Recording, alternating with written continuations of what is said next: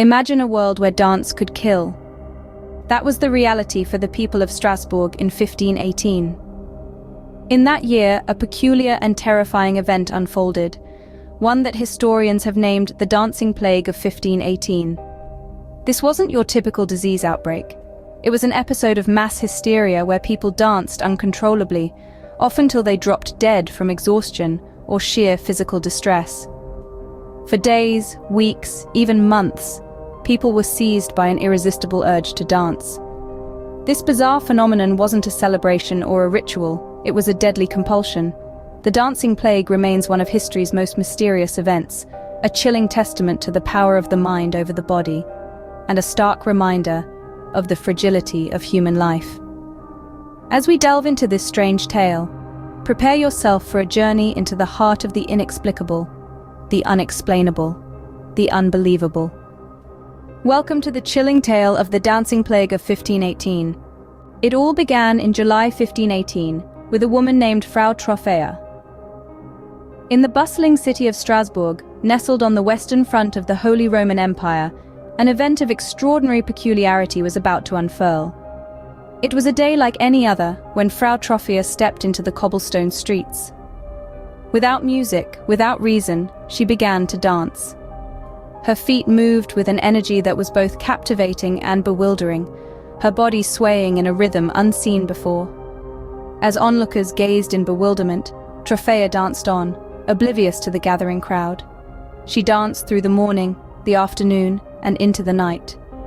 As the moon rose high over the city, people expected her to stop, to rest her weary feet. But Troffea danced on, a lone figure in the dim light, her shadow dancing along with her. Then, something even more peculiar happened. One by one, others began to join her.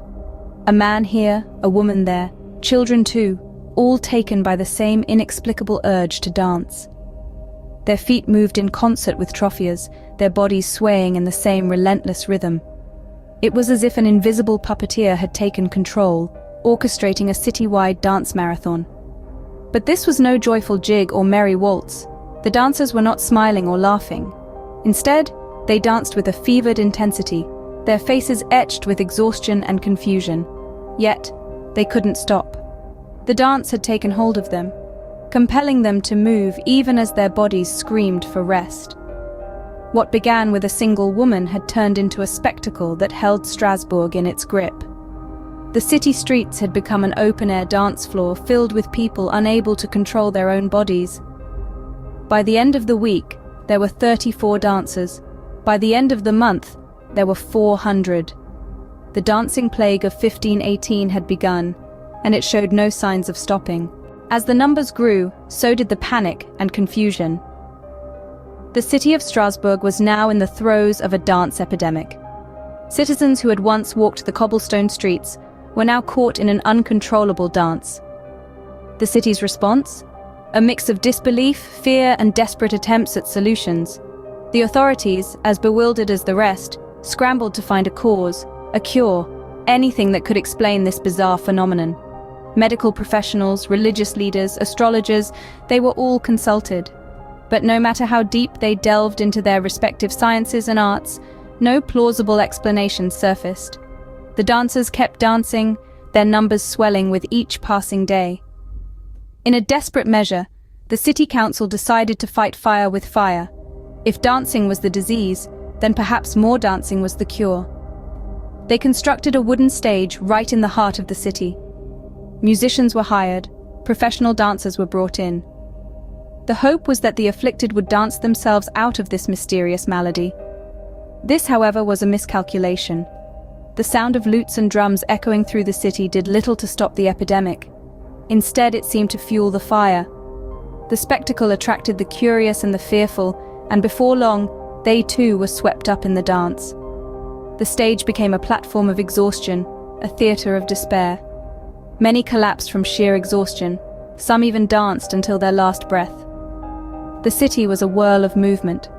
From the working-class districts to the grand plazas, people danced. They danced in the morning, they danced through the night. They danced to the rhythm of a tune that only they could hear. The city was in chaos, and no one knew why this was happening or how to stop it. Scene script.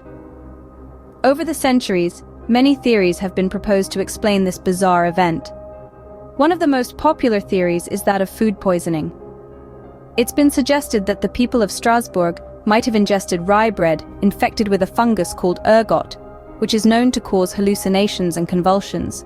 However, the symptoms of ergotism don't exactly match those of the dancing plague. Ergotism typically results in a burning sensation in the limbs, often leading to gangrene and loss of limbs, not uncontrollable dancing. Another theory points to stress-induced mass hysteria. The year 1518 was a time of extreme hardship in Strasbourg. Famine, disease, and high taxes were the order of the day. This relentless stress could have triggered a psychological reaction, causing people to dance uncontrollably. But again, this theory doesn't fully explain why the dancing continued for such a long period. Religious fervor is another explanation that's been put forward. Some believe that the dancers were members of a heretical sect performing a penance. Others suggest that they were victims of a saintly curse. But without concrete historical evidence, these theories remain speculative. There's also the theory of dancing mania, a condition documented in Europe between the 14th and 17th centuries, which involved groups of people dancing uncontrollably through streets and town squares. Some medical historians believe that the dancing plague may have been an instance of this phenomenon, but even this explanation doesn't quite fit the bill. Dancing mania was often accompanied by visions and hallucinations, symptoms that were not reported during the dancing plague. In truth, none of these theories have been definitively proven. Each one presents a plausible explanation, yet each one falls short in some way. It seems we're left with more questions than answers. Even today, the dancing plague remains a mystery. After months of dancing, the plague finally ended as mysteriously as it began. As abruptly as the dancing had started, it ceased. The streets that had once been filled with the relentless rhythm of hundreds of dancers were now silent. Exhausted and weakened, the survivors were left to pick up the pieces of their lives.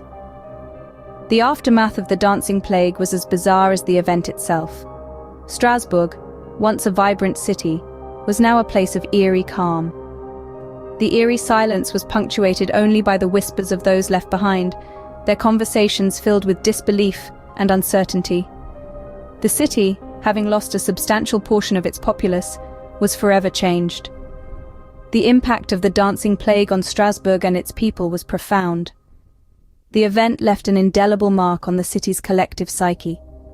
The terror of the plague was etched into the city's memory, a haunting reminder of the time when dance brought not joy, but fear and death. The city's cultural landscape was irrevocably altered. Dancing, once a communal activity of celebration and joy, was now a stark reminder of the plague. The echoes of the plague reverberated through the city's streets, a chilling legacy that would endure for centuries. In the years that followed, Strasbourg slowly began to heal. Yet, the dancing plague was never forgotten. The event was recorded in the city's annals, a dark chapter in its history. It was discussed in hushed tones, a tale told to caution against the dangers of uncontrolled hysteria and the power of the mind over the body. The dancing plague of 1518 remains one of history's most peculiar events, a testament to the power of the human mind and the fragility of societal order. It stands as a stark reminder of the thin line that separates joy from terror, sanity from madness, life from death. It serves as a chilling reminder of the power of the mind over the body. In the end, the dancing plague of 1518 was a dance of death.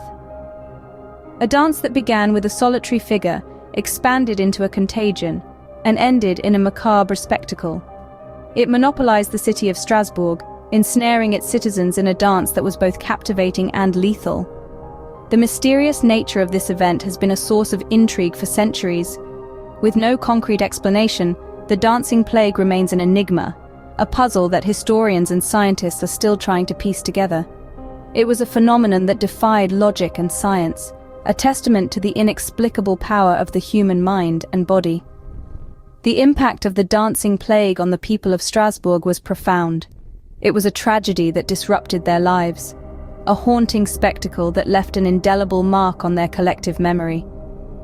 It was a dance that no one who lived through it would ever forget, a dance that has puzzled and fascinated us for centuries.